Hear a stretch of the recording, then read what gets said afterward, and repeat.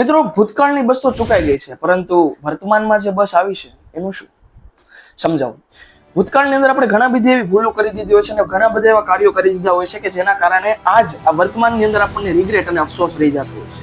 પરંતુ આપણે એક ઉદાહરણથી સમજીએ કે દ્વાપર યુગની અંદર ભગવાન શ્રી કૃષ્ણ શું પાંડવોને એવું કહેવા બેસતા હતા મહાભારત થઈ ત્યારે કે કદાચ તમે જૂઠું ન રમ્યા હોત ને કદાચ તમે દ્રૌપદીને દાવે ન લગાવ્યું હોત તો અત્યારે આવડી મોટી મહાભારત આપણે ખેલવી ન પડે, અથવા તો ઈથી ઉપર જઈએ તો ત્રેતા યુગની અંદર શું ભગવાન શ્રી રામ સીતા માતાને લેવા ગયા ત્યારે એવું કહેવા માંડ્યા હતા કે કદાચ તમે લક્ષ્મણ રેખા ન ઓળંગી હોત તો મારે જે છે આવડી મોટી વાનર સેના ઊભી કરીને મારે લંકામાં આવવું ન પડે નહીં.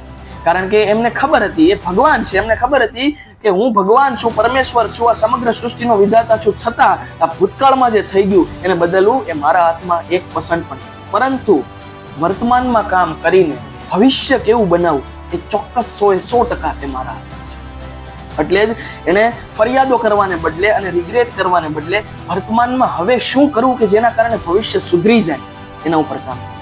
એક ઉદાહરણ દ્વારા સમજો કે તમારે ક્યાંય પણ જવું છે અને તમે BRTS માં જાવ છો, બટ તમારે જે બસમાં ચડવું છે બસ તમારાથી છૂટી જાય છે, તો શું તમે જવાનો પ્લાન કેન્સલ કરીને પાછા ઘરે જતા રહ્યો છો?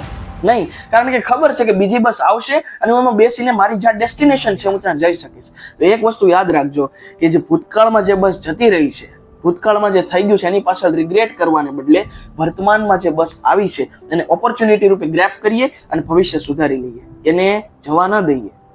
તો આ વિશે તમારું શું કહેવું છે? જાઓ નીચે કોમેન્ટમાં જરૂર જણાવજો. હા, એક વખત વિચાર કરજો અને આ વિડીયોને જેટલો બને એટલો શેર અને લાઈક કરજો.